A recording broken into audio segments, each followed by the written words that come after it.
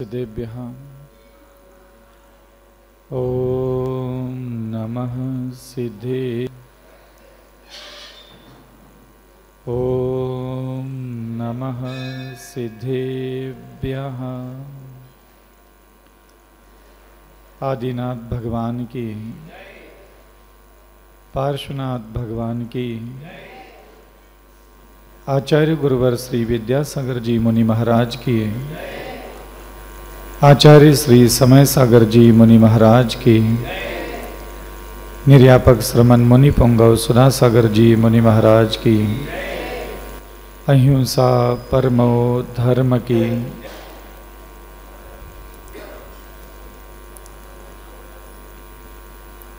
जिन्होंने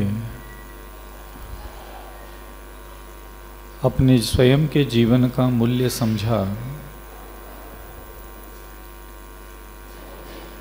और अपने जीवन का मूल्य समझने के उपरांत जो उन्होंने निर्णय लिए, महापुरुषों के द्वारा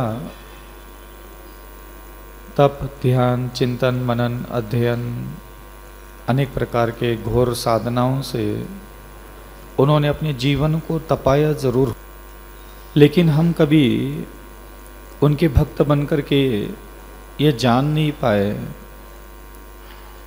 कि संसार में सारा धर्म, सारा तप, सारा त्याग, ये सारी जीवन के जितने भी उन्होंने सर्वश्रेष्ठ साधना पद्धति को स्वीकार करके जीवन को यापन किया, उसको हम जब परिभाषित करते हैं तो ऐसा बोलते हैं कि तप कर लो नजरा हो जाएगी, ध्यान कर लो भगवान मिल जाएंगे, स्वाध्याय कर लो कल्याण हो जाएगा, स्तोत्र पढ़ लो फलाना हो जाएगा। लेकिन मैंने अपनी साधना के इतने साल के अनुभव में बार बार मैं पलट करके ये चीज देखता था, क्या कोई भी व्यक्ति सिर्फ अपना कल्याण, मंगल, उद्धार, मोक्ष चाहता है? क्या इसी मात्र के लिए कोई साधना तपस्या करता है क्या? वैसे वास्तविकता में थे, उन्होंने कभी भी भगवान के पीछे दौड़ना, साधना के पीछे दौड़ना ज्यादा जरूरी नहीं समझा। मैं ये देखता हूं हमेशा कि महापुरुष आत्म साधना, आत्म ध्यान, स्वाध्याय, तपस्या सब कुछ कर रहे थे, व्रतों का पालन, और हमने उन व्रतों की महिमा, स्तोत्रों की महिमा, मंत्रों की महिमा को जान लिया आगम ग्रंथों से, और हम भी उनके पीछे पड़ गए जिन चीजों के पीछे भगवान पड़ गए थे। किसी ने अपने आत्म कल्याण के लिए मुनिव्रत धारण किया, किसी ने क्या त्याग किया, किसी ने क्या तप धारण किया, किस किस ने किस प्रकार के व्रतों की साधना की और किस प्रकार के फल को प्राप्त किया, हमने ये आगम ग्रंथों में तो जान लिया। लेकिन सारे आगम ग्रंथों की बातों के बाद एक चीज जो हमसे छूट गई थी कि महापुरुष जब वो महापुरुष नहीं बने थे, वो सामान्य आपके जैसे ही मनोभूमि, वाणी, इंद्रियों की हरकतें जब उनकी होती थी, शुरुआत कहाँ से हुई? आपने अपने शास्त्रों को पढ़ करके तप की महिमा जान करके तप तो किया, पूजा की महिमा जान करके पूजा तो कर लिया, जाप की महिमा जान करके जाप करना चालू कर दिया, और आपके दिमाग में ऐसा लगने लगा कि जैसा भगवान ने अपने आत्मकल्याण के लिए जो व्रत, जो नियम, जो तप, जो ध्यान, जो चिंतन कर रहे थे, अब मैंने भी वो करना चालू किया है। तो जब उन्होंने व्रत, नियम, तप, ध्यान, चिंतन, मनन किया और मैंने भी वहाँ करना चालू किया, तो जैसा उनको फल मिला वैसा हमें फल मिलेगा। वैसे ये सुनने में सत्य सा लगता है, लेकिन ये बहुत बड़ा भ्रम है। इसका कारण यह है कि उन्होंने व्रत, नियम, तप, ध्यान करके अपना आत्म कल्याण किया, ये इतना सत्य नहीं है।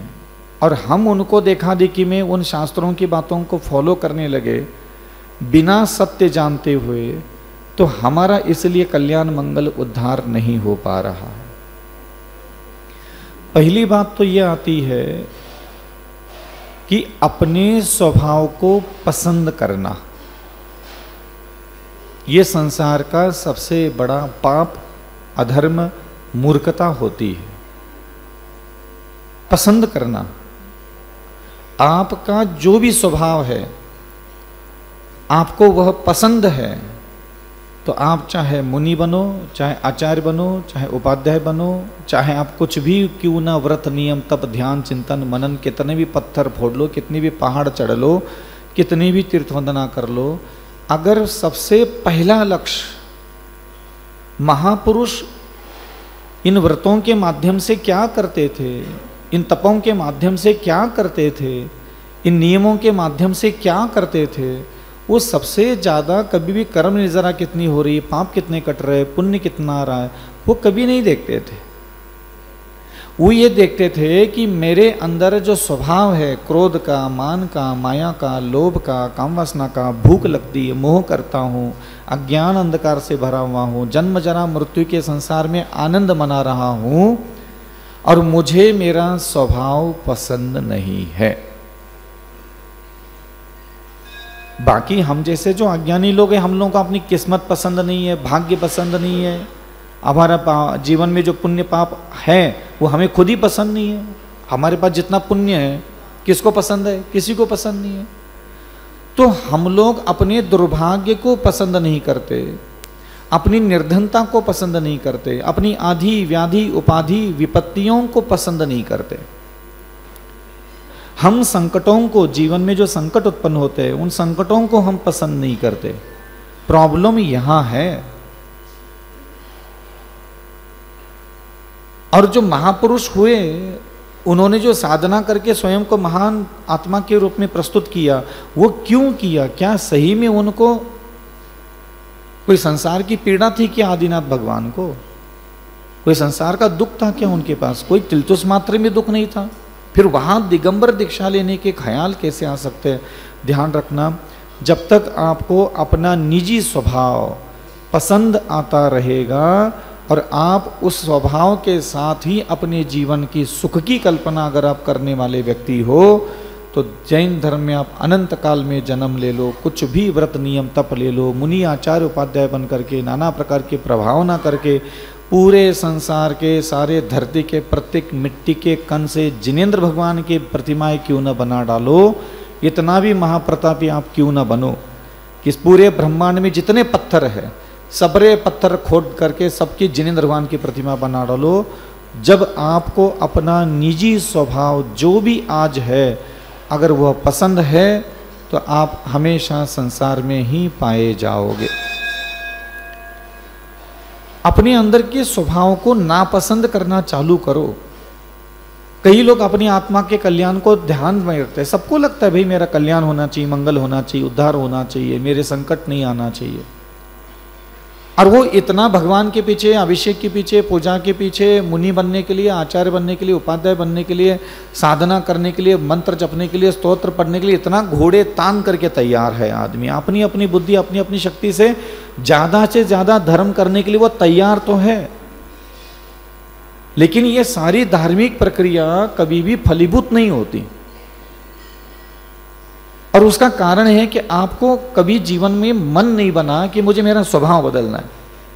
आप किस्मत बदलने का जिम्मेदारी छोड़ दो, आप दुर्भाग्य नष्ट करने की जिम्मेदारी छोड़ दो, आप अपने जीवन में निर्धनता है, अमीर बनना है, इसकी इच्छा छोड़ दो। 2, 4, 5 साल के लिए छोड़ के तो देख लो। इसको बंद करो, इसको चालू रखो, इसको बंद करो। तो जब तक आप अपने मूल स्वभाव को पसंद करते रहोगे, तब तक आपका कभी भी कोई भी 1 इंच भी आप आगे बढ़ गए हो आपको एहसास नहीं आएगा। धर्म से पुण्य बढ़ गया, धर्म से लाभ बढ़ गया, धर्म से हम लोगों के वैभव संपदाएं आदि बढ़ गई, ये वास्तविकता में धर्म का फल है क्या? धर्म का एक ही फल होता है, उत्तम, क्षमा, मार्दव आदि जो हमारा स्वभाव है, वो कितना ज़्यादा विकसित होता है, जितना ज़्यादा निर्मल प्रेम करने लगा, कितना हम शांत रहने लगे। पहले जिन चीज़ों को देख करके अपने हृदय में जो संक्लिष्ट परिणाम उत्पन्न होते थे, जो आकुल व्याकुल परिणाम उत्पन्न होते थे, पहले जो भी घटना हमारे आसपास घटित होती थी, और जब वो घटित होने के बाद जो काम वासना पैदा होती थी, क्रोध पैदा होता था, घृणा पैदा होती थी, नफरत पैदा होता था, पहले आकुल व्याकुलताओं का भवंडर आसपास मंडराता था, मस्तिष्क अशांत हो जाता था। अब उन्हीं सारी घटनाओं को हम अपने आसपास देख भी रहे हैं। अब हृदय में स्पंदन होना, हृदय में वो हलचल उत्पन्न होना बंद हो गई, तो समझ लेना आप बहुत अच्छे सही मार्ग पर चलने लगे हो। आपको अपने स्वभाव को पसंद करना पहले बंद करो। आप भगवान को पसंद करो, चाहे गुरु को पसंद करो, चाहे विद्यासागर जी को गुरु बनाओ, चाहे सुधा सागर जी को गुरु बनाओ, चाहे विशुद्ध सागर जी को गुरु बनाओ। आप चाहे पार्श्वनाथ भगवान जीवित भी आ जाए और आप उनके चेले चपाटी बन के नैपकिन बगल में लेकर के कंधे पे डाल करके कितने भी फुदकते रहियो, कितने भी स्टेटस डाल दो, कितनी भी कस्में खा लो, आपको जब तक अपना स्वभाव बदलने का ख्याल नहीं आता तब तक ये सारी क्रियाएं सिर्फ मिथ्या ही साबित होगी, ये असत्य साबित होती है। और इसीलिए ये सारा तप क्यों किया जाता है, स्वाध्याय क्यों किया जाता है, पूजन क्यों किया जाता है, इतने देव दर्शन क्यों किए जाते हैं, इतना दान क्यों दिया जाता है? क्योंकि भगवान इन क्रियाओं के माध्यम से आपके स्वभाव में परिवर्तन आते हुए देखना चाहते हैं। पहले से बहुत जल्दी क्षमा करना आना चाहिए, पहले से बहुत ज़्यादा विनय करना आना चाहिए, पहले से बहुत ज़्यादा ब्रह्मचर्य में रुचि होना चाहिए। नहीं होती, किसी के अंदर अच्छाइयाँ नहीं होती। पहले से रेडीमेड अच्छाइयाँ हम कहाँ से लाए? संसारी जीव है, 8 कर्म के बंधन में बंधे हुए, हम रेडीमेड अच्छाइयाँ कहाँ से लाए? लेकिन दिनों दिन 18 साल की उम्र, 25 साल की उम्र, 30 साल की उम्र, 40 साल की उम्र बढ़ती चली जा रही है और आपके स्वभाव में अगर बदलाव नहीं आ रहा है तो आप ध्यान रखना, आप कहीं भी नहीं पहुंचने वाले। तो ज़्यादा व्रत, ज़्यादा नियम, ज़्यादा तप करने से लोगों को लगता है कि हम मोक्ष मार्ग में आगे बढ़ रहे हैं। इतना आगे बढ़ने का एहसास आता है, 2 प्रतिमा, 3 प्रतिमा, 5 प्रतिमा, 7 प्रतिमा, 11 प्रतिमा, फलाना 15 मना, ये त्याग, कल वो त्याग। वो हमें ऐसा एक धार्मिक होने का वहम, एक जाली ऐसे बना के रख दिया कि हमने ज़्यादा नियमों के भरोसे बैठ गए कि ज़्यादा नियम हमारा ज़्यादा कल्याण करने वाले हैं। ज़्यादा नियम, ज़्यादा व्रत, ज़्यादा तप, जिनेंद्र भगवान ने जो कहा है वह भले ही हम धारण करें, मैं मना नहीं कर रहा उसके लिए कि आपको व्रत नियम तप नहीं धारण करना है, लेकिन आपका लक्ष्य ये होना चाहिए कि मेरे सारे व्रतों का फल सबसे पहले मेरे स्वभाव परिवर्तन के लिए, बुद्धि परिवर्तन के लिए, विचार परिवर्तन के लिए होना चाहिए। आप भाग्य बदलने के लिए, किस्मत बदलने के लिए मत करिए धर्म, कोई जरूरत नहीं है, बदलेगी नहीं भाग्य कभी।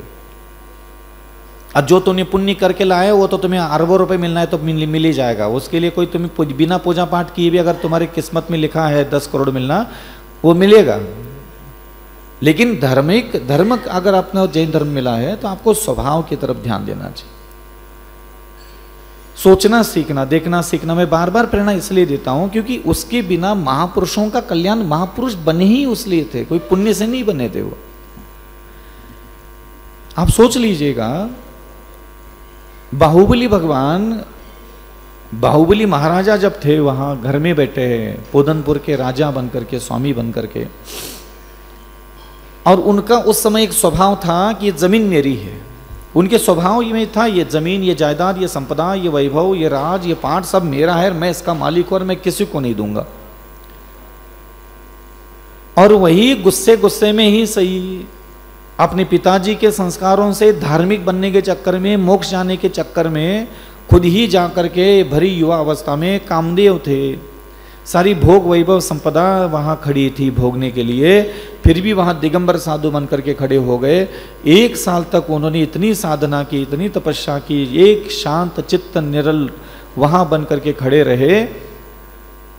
इतना सहनशील, इतना धैर्य, इतना कठोर साधना कौन करता है कि कमर तक बामी चढ़ा दी, चिटियां कितनी रेंग गई हुई बदन में, लाखों करोड़ों चिटियां रेंग करके बदन में निकल गई, टस का मस नहीं हुआ लाला। बेल, बिच्छू, सांप, कीड़े मकोड़े सब बदन पर रेंग रहे, विशाल काय शरीर पर, टस का मस नहीं, पलके तक नहीं उठाई लाला ने, उफ तक नहीं किया। लेकिन इतना होने के बाद भी उनका कल्याण नहीं हुआ था। आपको पता है कल्याण क्यों नहीं हुआ था? अपना स्वभाव नहीं बदला। जमीन के लिए, जायदाद के लिए, संपदाओं के लिए जो सोचने का तरीका था वो स्वभाव ही नहीं बदला उन्होंने।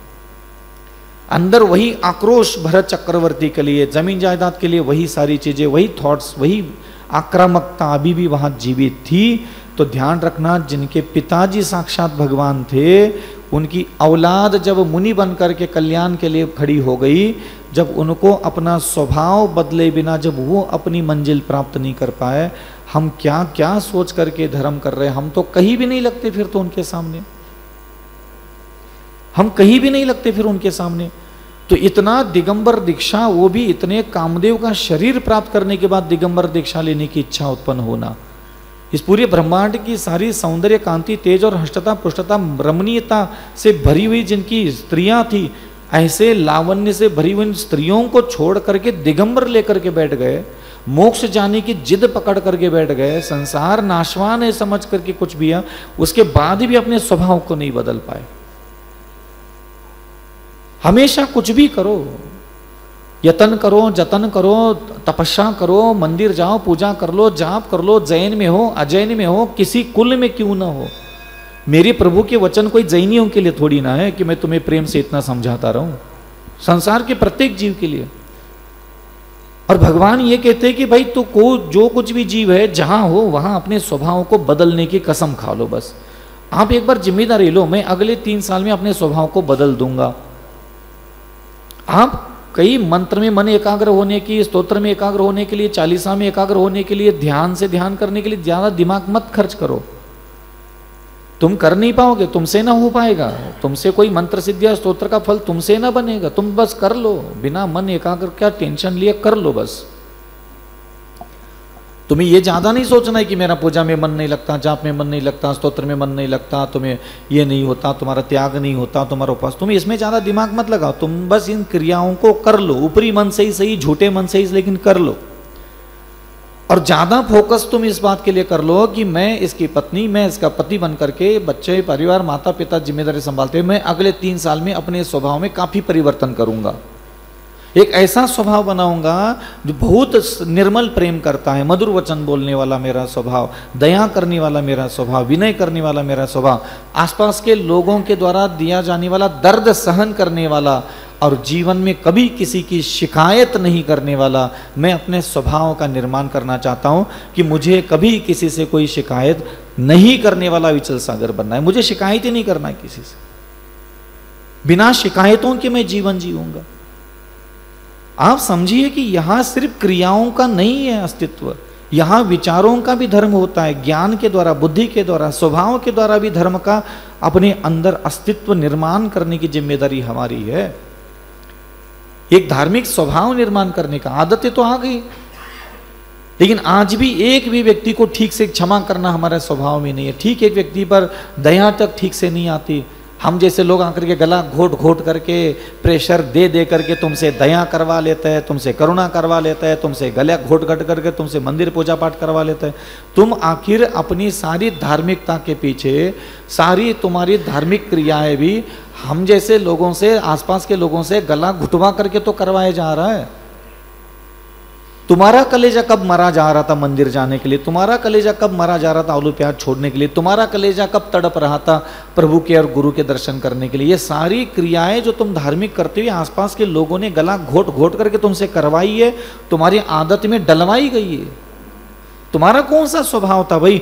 मेरे जैसे बुद्धि थोड़ी मांग रही थी मुझे भगवान चाहिए,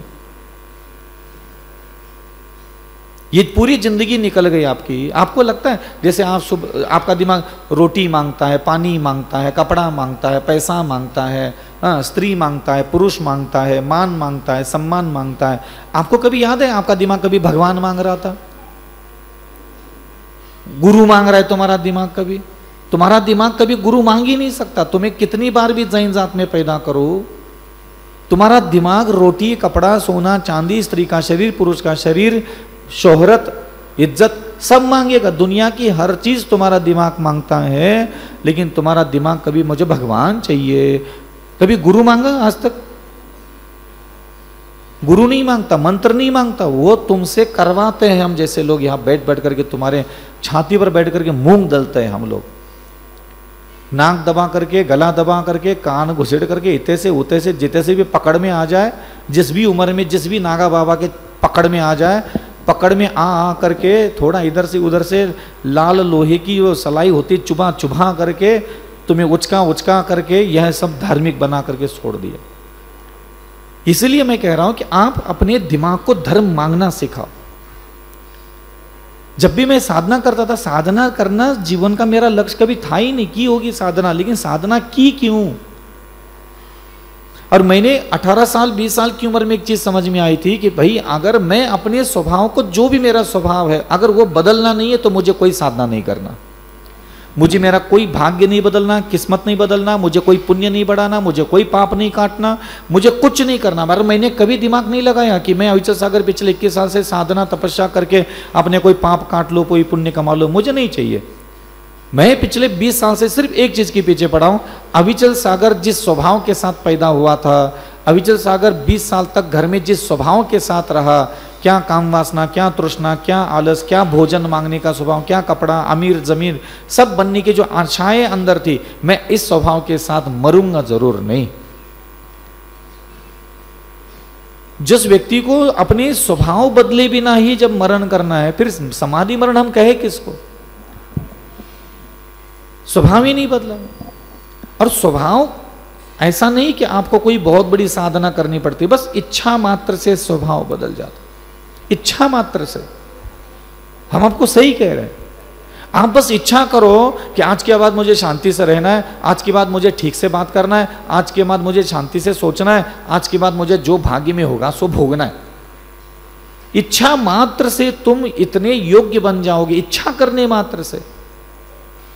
आज कोई मान लो अज्ञानी व्यक्ति है, कोई अन्य समाज का व्यक्ति है, मैं उसको ये कहूँ कि भाई तुम बस इच्छा करो कि अपने स्वभाव को अच्छा बनाना है, और अपनी इस इच्छा से तो अपने स्वभाव को अच्छा बना दो। इच्छा मात्र से संभव है ये। इसके लिए कौन, अब क्या इसमें कौन सी मेहनत, इसमें कौन सी मंदिर लंगड़ी तंगड़ी मारनी, कुछ है ही नहीं। इच्छा ही पैदा करना है कि मैं अविचल सागर अपने स्वभाव को बहुत अच्छा बनाऊंगा। हाँ, स्वभाव को अच्छा बनाने के लिए हो सकता है थोड़ा समय लगे, थोड़ा समय लगता है इसमें, ऐसा नहीं कि नहीं लगता, एक ही दिन में स्वभाव बदल गए ना। नजर रखिए आप अपने ऊपर, बिल्कुल नजर लगाए रखिए। उठते बैठते बोलते चलते खाते पीते एक एक पलके भी उठा रहे, पलके उठाने के बाद सामने की स्त्री को देखा, पुरुष को देखा, वैरी को देखा, मित्र को देखा, दिमाग ने क्या स्वभाव पैदा किया, क्रोध पैदा किया, घृणा पैदा की, काम वासना पैदा की, तुरंत अपने दिमाग को कहो नहीं, अविचल सागर नहीं, ऐसा नहीं, ऐसा। तो आप अपने दिमाग को कभी प्रेरणा ही नहीं देते, उकसाते नहीं है, रोकते नहीं है, मना नहीं करते।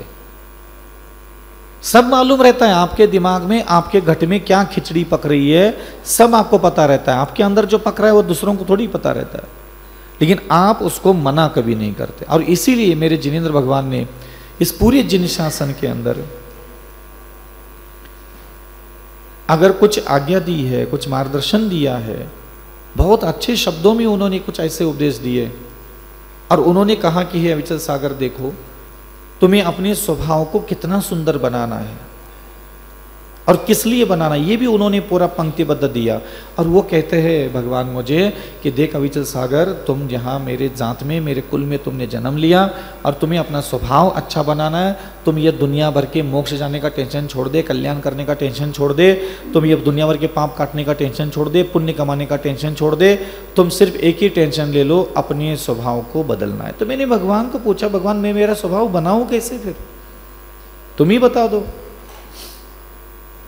तो भगवान ने कहा, पता है क्या कहा? अविचल सागर, तुम्हारा ये जो जन्म हुआ है, तुम्हारा एक समय में मरण होने वाला है।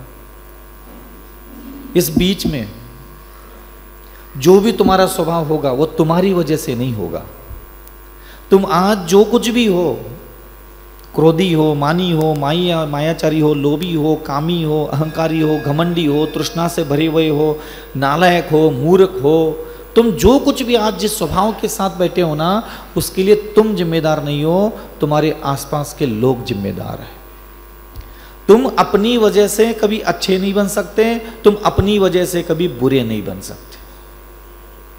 तुम जब जब बुरे बनोगे, अधर्मी बनोगे, पापी बनोगे, कसाई बनोगे, तुम्हारे आसपास के इन जीव जंतुओं के कारण बनोगे। अकेले में बैठ कर के मैं क्या क्रोध मान माया लोभ, क्या काम वासना, क्या तृष्णा, क्या करो, मेरे अंदर ये दुर्गुण पैदा करने के लिए कोई ना कोई तो नटोरा भटोरा सामने चाहिए। अकेले अकेले मैं अच्छा नहीं बन सकता, मैं अकेले बुरा भी नहीं बन सकता।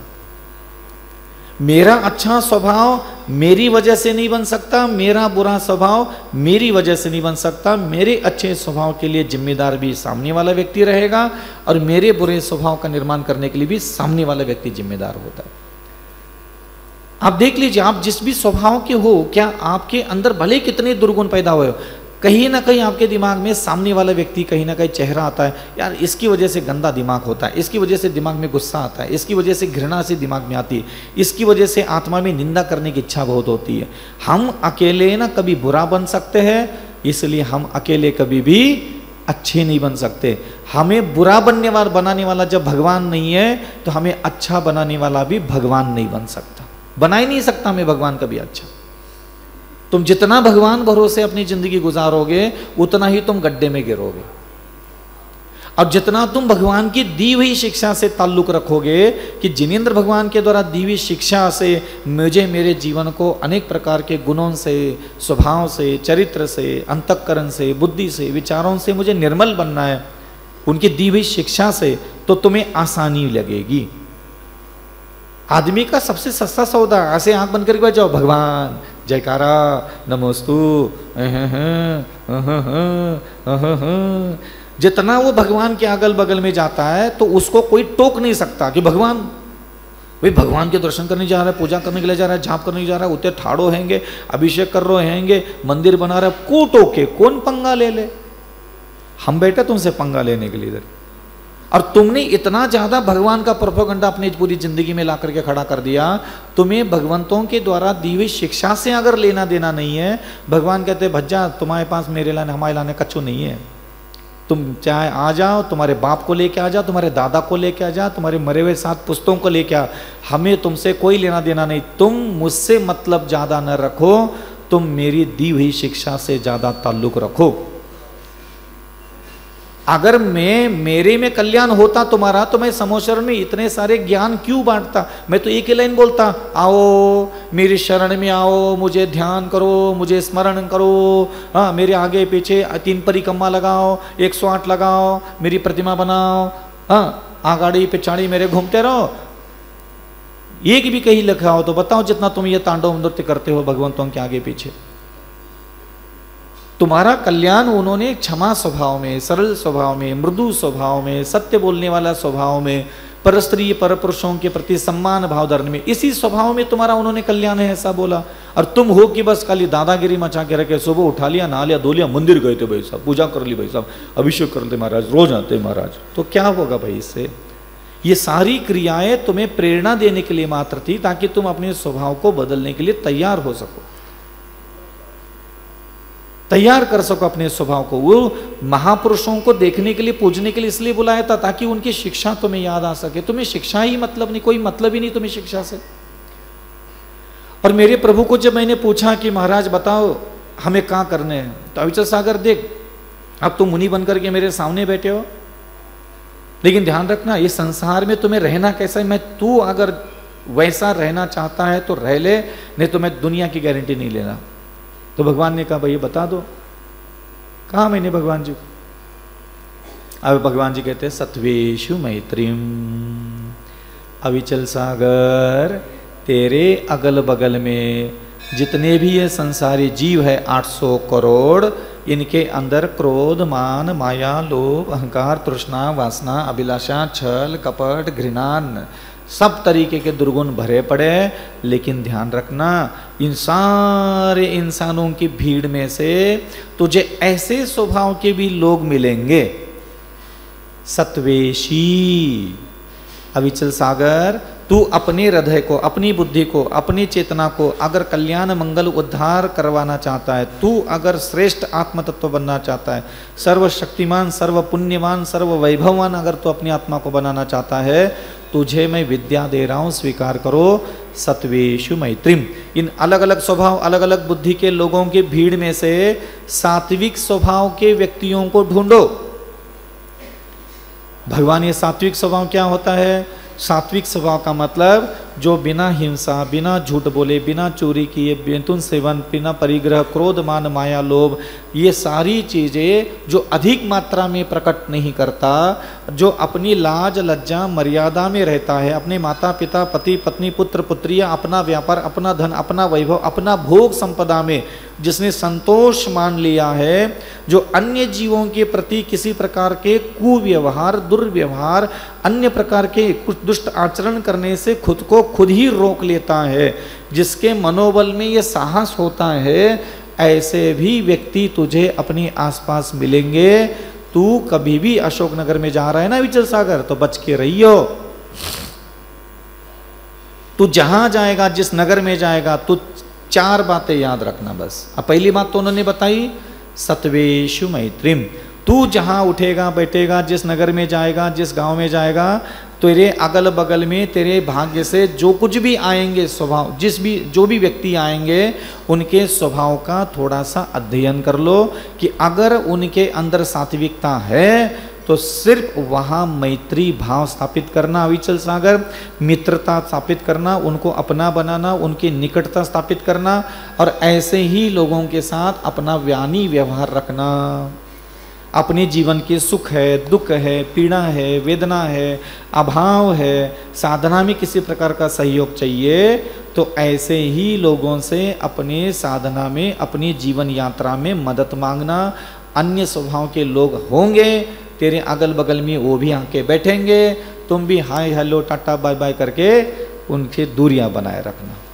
अविचल सागर, तुम अगर अपना स्वभाव ऐसा बनाओगे कि तुम्हारे आसपास आने वाले अलग अलग स्वभाव के लोगों के बीच में से सात्विक स्वभाव के लोगों के प्रति अगर तुम्हारा उठना बैठना, बोलना चलना, खाना पीना रखोगे, उन्हीं लोगों के साथ तुम्हारा हृदय, तुम्हारी बुद्धि, तुम्हारी चेतना में अनेक प्रकार के दुर्गुण पैदा होने से बच जाएंगे।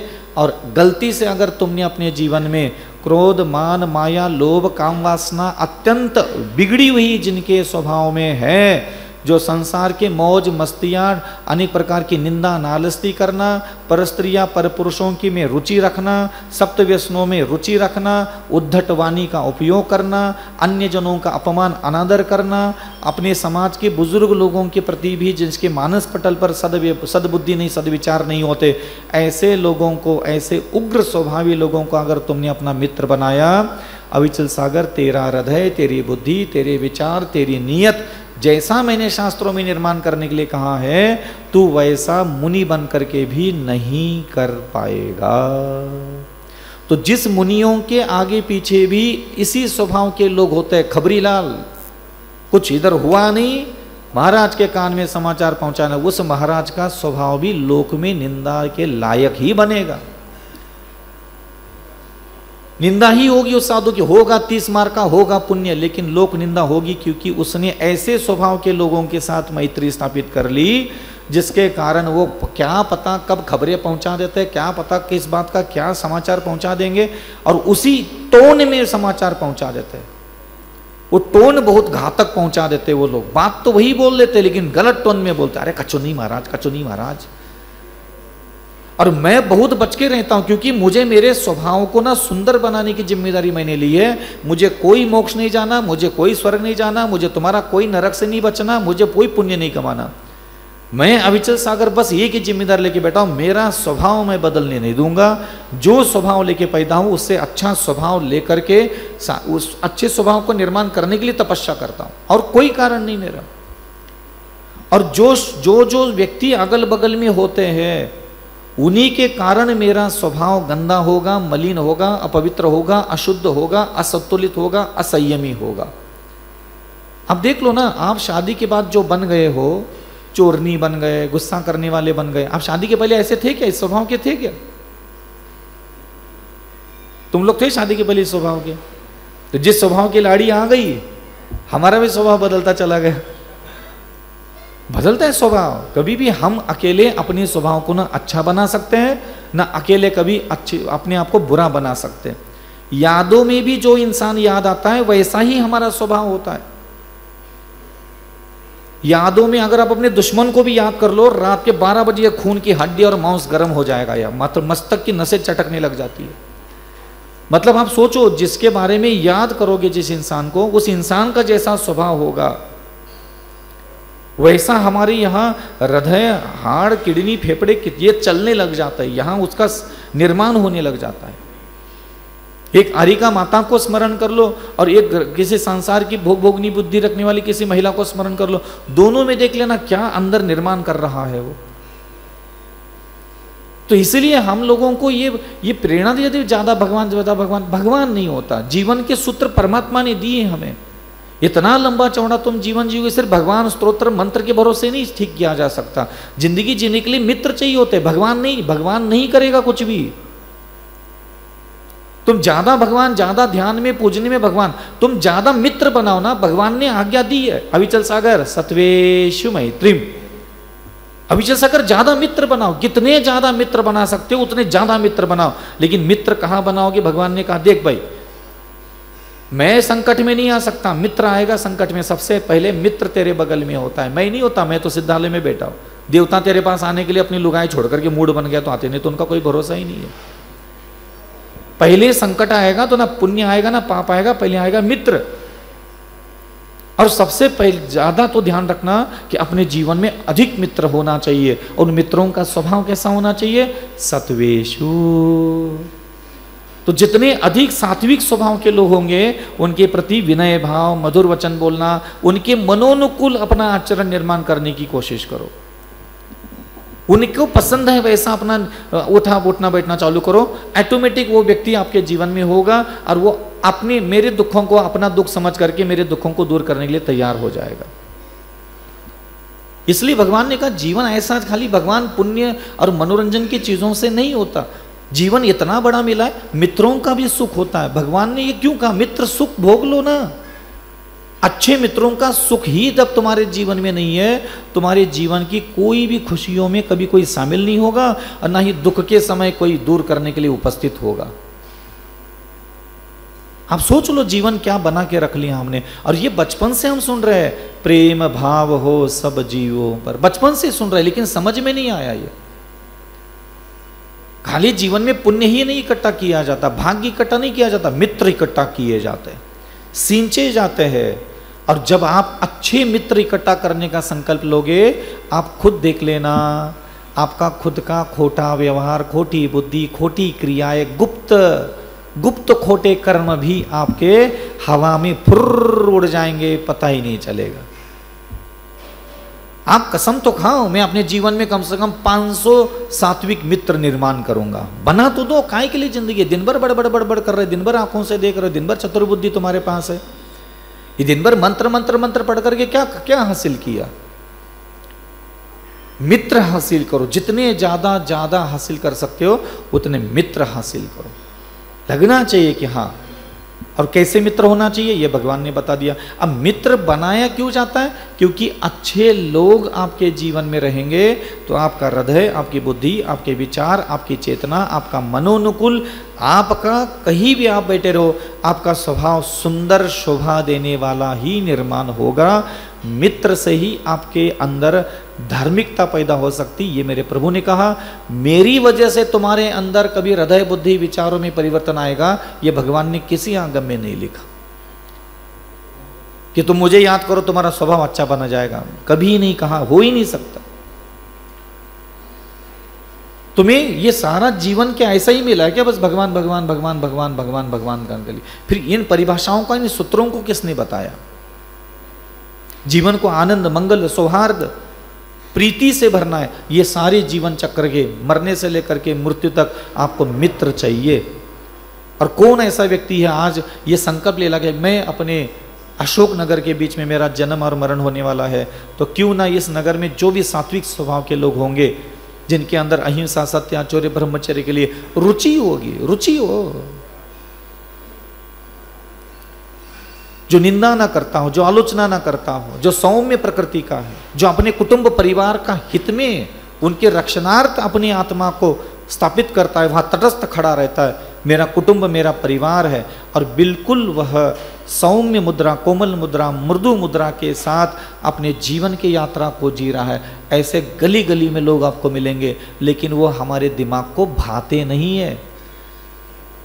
हमें रसीले, रंगीले, तड़क भड़क, जिनका रूप लावण्य है, जिनके अंदर अश्लीलता कूट कूट के भरी पड़ी है, जिनके अंदर मादकता है, जो हमारे जाल में फंस करके हमें भोग प्रदान कर सकता है, हम लोग इन्हीं लोगों के पीछे भाग भाग करके पूरी जवानी बर्बाद कर दी, पूरा जीवन बर्बाद कर दिया।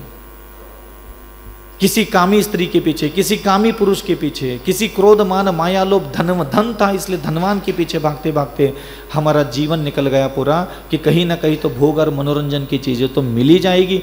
तो किसको मित्र बनाया आपने?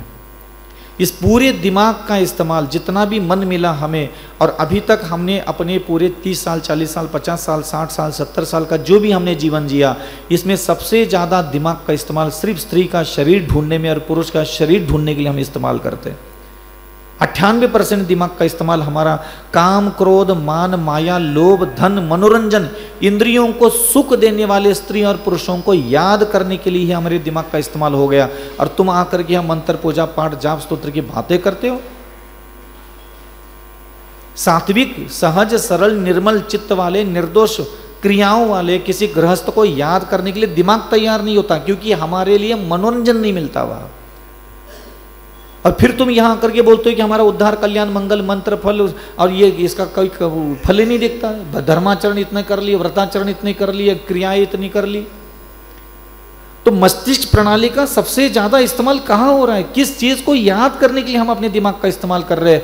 क्या उसमें भगवान है, गुरु है, मंत्र है? क्या अपनी स्वयं की पत्नी भी है उसमें? अपने दिमाग का इस्तेमाल हम अपनी पत्नी को, अपनी पति को याद करने के लिए किया लगता है।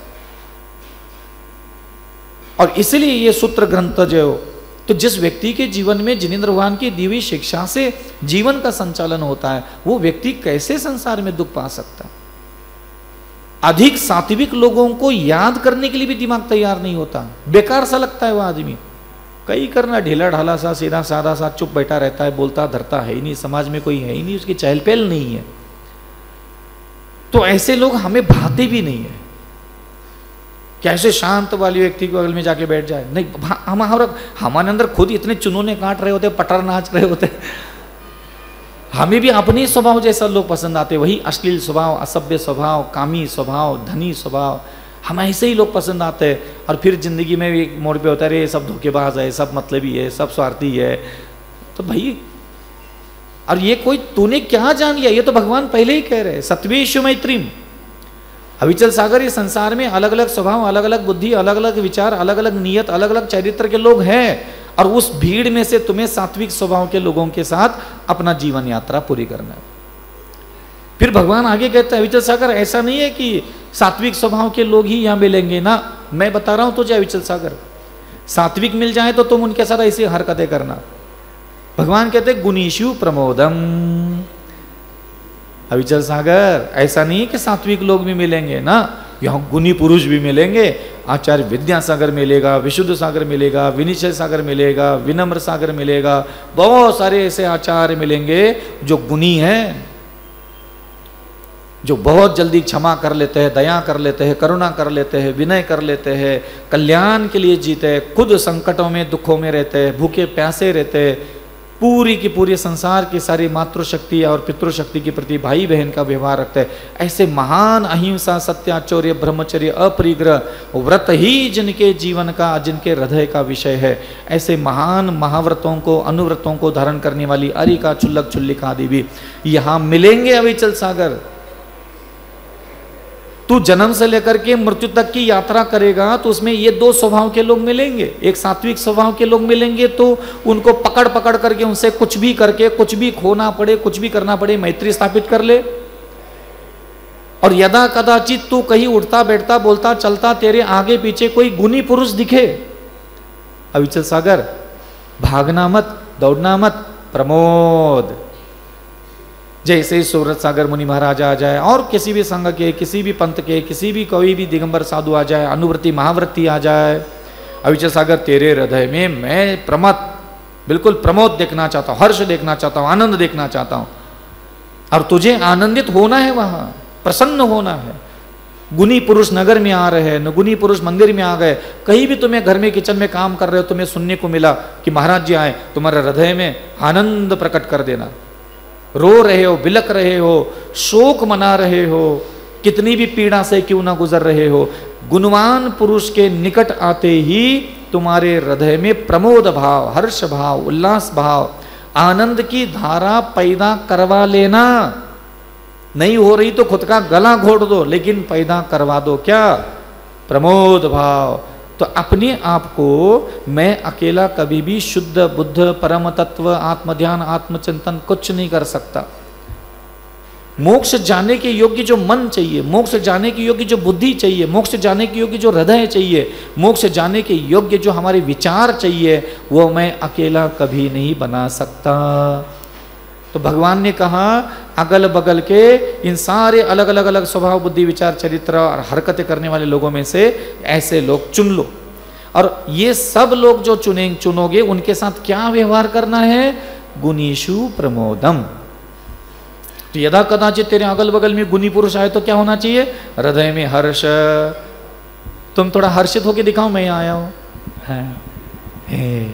हंसने के लिए नहीं कहा था, हंसने के लिए नहीं कहा था। हर्ष माने हंसना नहीं, हर्ष माने हृदय को आनंदित करना। जैसे कि मैं आपको कहूं, यहां सभा में ये जो विपिन का है, इसको कल कम से कम 11 लाख 12 लाख रुपए का मुनाफा होने वाला है। अब ये हंसेगा क्या, हर्षित होगा? हाँ, उसको बोलते हैं हर्ष। ये हंसेगा नहीं, आनंदित होगा।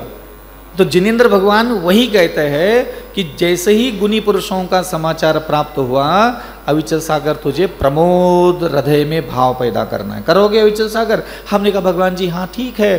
तो अविचल सागर जी के आज भी मेरे शरीर के अगल बगल में कोई भी दिगंबर साधु आचार्य उपाध्याय आरिका माता छुल्लक छुल्लिका किसी संघ किसी पंथ के आ जाए, मेरे ठेका लिया है, मैं मेरे हृदय को प्रसन्न करूंगा। मैं कभी ये नहीं सोचूंगा ये विशुद्ध सागर है, विराग सागर है, फलाना सागर है, फलाना आदित्य सागर है, फलाना विनम्र सागर है, हमारे संघ के महाराज आएंगे, हमारे चर्या ऐसे। मुझे कोई लेना देना नहीं किसी से। मुझे मेरे हृदय की तरफ ध्यान देता हूँ। मेरे प्रभु ने जो मुझे सुंदर बनाने के लिए, मोक्ष जाने के लिए जो जो हृदय की सुंदरता बनाने के लिए कहा था, वो सुंदर हृदय बनेगा गुणी पुरुषों से। हृदय जब हर्षित होगा तो मेरा हृदय, मेरा मन, मेरी बुद्धि मोक्ष जाने के लायक होगी। नहीं तो तुम नमोलिम तो नमो सिद्धानम काले अक्षर भैंस भरा पढ़, तुम अनंत काल तक पढ़ो तो मैं कछु नहीं मिलने वाला। तो जीवित अरहंत, जीवित सिद्ध, जीवित आचार्य, जीवित उपाध्याय, जीवित साधु जब तेरे शरीर के इर्द गिर्द होते हैं तो तेरे कलेजे किडनी फेफड़े में कछु गुदगुदी तो होती नहीं है। अब तू इतने बैठ करके ऐसे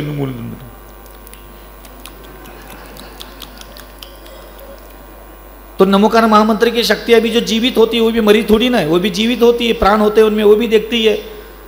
तो काले अक्षर भैंस बराबर में तो घुट्टी फोड़ रहा है, लेकिन तेरे ही बगल में जब जीवित पंच परमेष्टि होते हैं, प्राण प्रतिष्ठित प्रतिमा है, तो तुम्हारे कलेजे में तो बिल्कुल घिंगा सा बांधा रहता है। इधर आकर के ये नमोरिंतानम काले अक्षर भैंस बराबर की कृपा प्राप्त करना चाहता है। अरे नमोकार मंत्र में तुम्हें सिर्फ ये कहा जा रहा था कि इन 5 लोगों में तुम्हारा कल्याण है, और यही मैं तुम्हें कह रहा हूं, ये गुणी पुरुष है। भगवान कहता है ये 5 में से कोई भी तेरे निकट आ जाए, तुम्हें अपने अंदर प्रमोद भाव पैदा करना है, उसमें तुम्हारा कल्याण है। लेकिन तू तेरी मताई मताई की मताई मताई की मताई बैठ गए सोना चांदी हीरे जवाहरात की नमोकार मंत्र की माला लेकर के, नमो लिंतो नमो जुद्धानम। ऐसा कुछ होता है क्या दुनिया में? ये मंत्र दिया है, मंत्र का मतलब जपने के लिए नहीं दिया, ये तुम्हें समाचार पहुंचाया भगवान ने कि तुम्हारा कल्याण इन 5 नग्न साधुओं में है। ये गुणी पुरुष है, और तुम्हें इनको अपने कानों से सुनने में आ जाए, आंखों से दिखने में आ जाए, कभी याद आ जाए, कभी स्पर्श करने का अवसर मिले वैयावर्ती के समय, तुम्हें अपने हृदय को प्रमोद भाव से भरना है। वो प्रमोद भाव तो गायब ही हो जाता। हमें तो एक भी व्यक्ति हमारे पास आकर के नमुत्त बोल के चल, एक को भी नहीं लगता चेहरा देख करके ये मुझे देख करके खुश हो रहा है, प्रसन्न हो गया, लगता ही नहीं है। किसी भी गांव में चले जाते हैं ऐसा लगता है मुसीबत ही आ गया। हाँ, क्योंकि आपने ये शिक्षा जरूरी नहीं समझी। आपको लगता है मंदिर पूजा पाठ जाप सूत्र, ये देखो तो सही आपको भगवंतों के द्वारा क्या है। उदाहरण देता हूं क्या, एक व्यक्ति है, उसकी एक फाइल है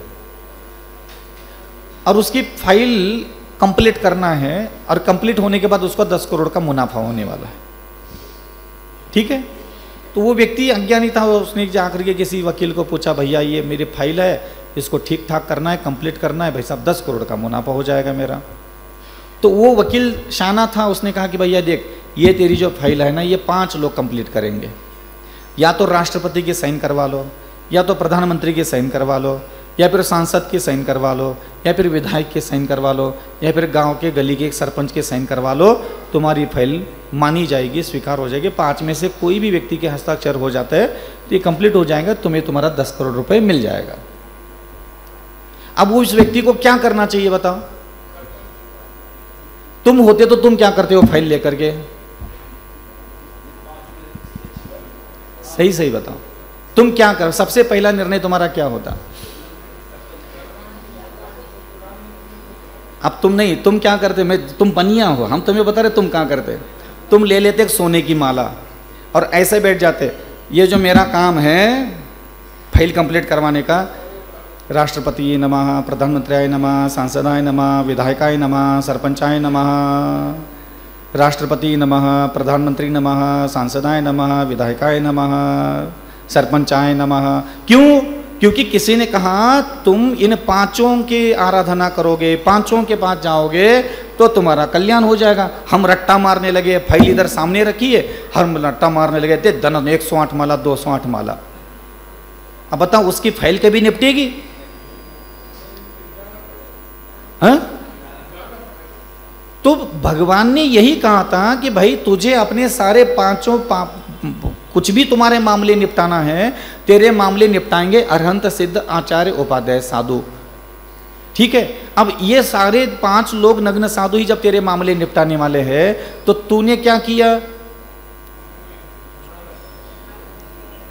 तुम उनके बगल में जाते हो, तुम्हें जाकर के खुशी से देखना था, हृदय को प्रसन्न करना था, विनय भावपूर्वक नमस्कार करना था, उनकी सेवा करना था, चिंता करना था, दया करना था, रक्षण करना था, उनके प्रातःकाल से लेकर के सायंकाल तक की चर्या में अपना अहोभाग्य प्रसन्न मुद्रा में, बिना किसी मंत्र प्राप्ति के, बिना किसी सिद्धि की प्राप्ति के, बिना किसी अन्य लाभ की अपेक्षा के बिना, सिर्फ वो दिगंबर साधु महागुणवान पुरुष है, मुझे मेरे हृदय को ऐसा, आंखों को ऐसा, बुद्धि को ऐसा बना करके उनके सामने खड़ा करना है, इसी में मेरा कल्याण है, इसी में मेरे सारे अशुभ कर्मों का विनाश होने वाला है, यही तो मेरे उद्धार करता है।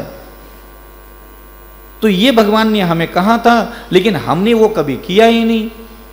बैठ गए इधर, नमो लिंतो नमो सुधा, हम मंत्र ना पढ़े। तुम डराना धमकाना छोड़ दो, पहले तुम पढ़ करके उखाड़ भी नहीं पाओगे कुछ। उल्टी पुल्टी बात है। एक तो जबरदस्ती गले में, जबरदस्ती खुद के अंदर गले में माला पहना दी, कहा हम महाराज नहीं बनेगा। अब तुम खुद के हाथ से गले में माला पहन करके मंच पे बैठा हो गए तो 2-4 गधे तो मिल जाएंगे तुझे महाराज बोलने वाले। तो ये 5 परमेष्ठी तुम्हारी सारी समस्या का समाधान था, लेकिन तुम उनके निकट पहुंचते ही तुम्हारा हृदय जितना सुंदर होना चाहिए था, जितनी आंखें सुंदर गुणों से, जितना हृदय में प्रमोद भाव होना चाहिए था, वो तुम निर्माण करोगे, तभी वहां जो लिखा हुआ है वो सत्य होगा कि 5 परमेष्ठी की शरण जाने से, 5 नमस्कार महामंत्र का स्मरण मात्र करने से। तो स्मरण करने के लिए क्यों कहा था? क्योंकि जब महान गुणों को धारण करने वाले व्यक्ति को स्मरण करने से तुम्हारे हृदय जितना सुंदर होगा, वो सुंदर हृदय की वह सुंदरता तुम्हारे अशुभ कर्म का विनाश करेगी। आप अत्यंत कामी स्त्री, कामी पुरुष कोई हो, उसको स्मरण करने के लिए कोई बैठो, देख लो तुम्हारा चित्त कितना मलिन होगा, अशुद्ध होगा, अपवित्र होगा। होगा कि नहीं होगा? होगा। ऐसे ही जिनेंद्र भगवान इस सिस्टम को उल्टा डाल दिया कि जब तुम महान पुरुषों को स्मरण करोगे, स्मरण करते समय तुम्हारे हृदय में जो उनके लिए प्रेम भाव, प्रमोद भाव, हर्ष भाव, उल्लास भाव, आनंद की धारा जो चढ़ेगी, उसके कारण तुम्हारे सारे अशुभ कर्म का विनाश होगा, शुभ कर्म की प्राप्ति होगी। तुमने उसको इतना जटिल बना दिया, मन नहीं लग रहा हो, एकाग्र नहीं हो रहा हो, माला बीच में टूट गई, फुट गई, छूट गई, दोष लग गओ, पाप लग गओ, इतने बैठ के पढ़ सकत का, उते बैठ के पढ़ सकत का, चलते चलते जप सकत का, हाउ। अब इनकी हर बात में हाउ बोलने वाला महाराज मिल जाए, समझ लेना वो तो सबसे बड़ा चर्या शिरोमणि, सबसे बड़ा अध्यात्म सरोवर का राजवंश, यही तो चल रहा है कलयुग में। लेकिन हृदय क्या निर्माण हुआ, क्या हृदय निर्माण हुआ? तुम पलट कर देखो, जब तो नमो हरियंताना नमो सिद्धानम बोल रहे होते हो, महापुरुषों के महागुणवान व्यक्तियों को बोल रहे होते गुणगुण, तुम अपने हृदय की स्थिति तो देख लो। कोई हर्ष नहीं, कोई आनंद नहीं, कोई उल्लास नहीं, कोई प्रमुदित भाव नहीं, और भोग देने वाला कोई संसारी जीव याद कर लो। तुम्हारी चाल से पता चल जाता है कि तुम आज मायके जा रहे हो। हाँ, मंदिर में बैठी हुई बाइयाँ होती ना, अगर कोई आ जाए ऐसे इधर से आके उधर चली जाए, बैठे बैठे बैठे तुम्हारे दिमाग में ऐसा लगता है आज मायके जा रही है, कहीं तो जा रही है, क्योंकि तुमने अपना हृदय इतना खोल दिया होता है, हृदय में इतना आनंद हुआ होता है, हृदय में इतनी प्रसन्नता होती है, तुम्हारी उस प्रसन्नता से कोई समाचार लग जाता है देख करके, कुछ तो आज है। लेकिन यहां मंदिर में बैठने वाले, भगवान के सामने बैठने वाले लोगों के थोपड़े देख लो, ऐसा लगता है इनकी आधी लकड़ियां पहुंच गई मरघट में।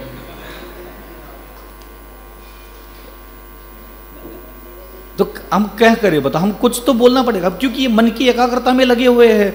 और मेरे प्रभु कहते हैं गुणीषु प्रमोदम, तुम एकाग्रता में लग गए, तुम भावभंगी माया में लग गए, और इधर भगवान कह रहे भाई महापुरुष जगते पहले प्रसन्न हो जाओ। होंगे तो गरीब होगा, दुखी होगा, परेशान होगा, ब्याह नहीं हो रहा होगा, बच्चे नहीं हो रहे होंगे, खाने के लाले पड़े होंगे। भगवान कहते हैं भैया वही उसी नष्ट, उसी को तो दूर करने के लिए मैं तुझे ज्ञान दे रहा हूं। तो अपना ही कलेजा बस 24 घंटे दुख से भरा पड़ा रहता है। भाई हमारा होने का कोई मतलब है भी क्या नहीं है? हम इतने महान बने, दिव्य बने, साधक बने, तपस्वी बने, हमें देखकर तुम्हें खुशी नहीं हो रही, बस अपना ही दुख देख करके तुम दुखी होकर के 24 घंटे बैठे रहते हो। बस तुम्हारा दुख ही भगवान है क्या तुम्हारा? हम कुछ है भी क्या नहीं है?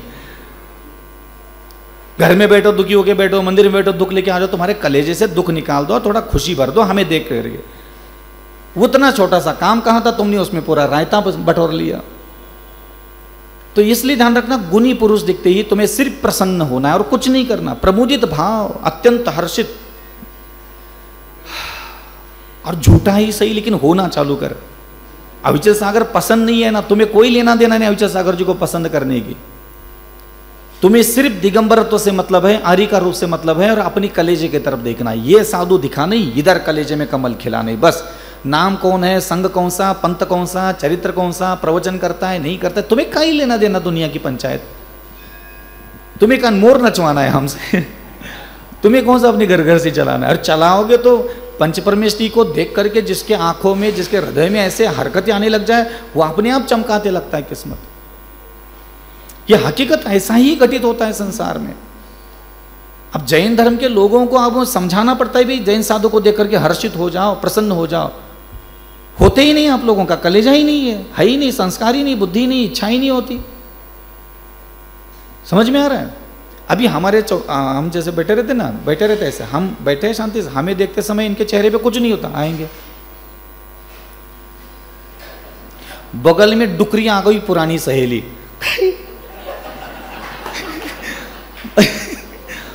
इतना आनंद साल मैंने, और तुम्हारा सारा प्रमोद तो दुनिया के नहीं निकलता है, महाराज के सामने तो बिल्कुल।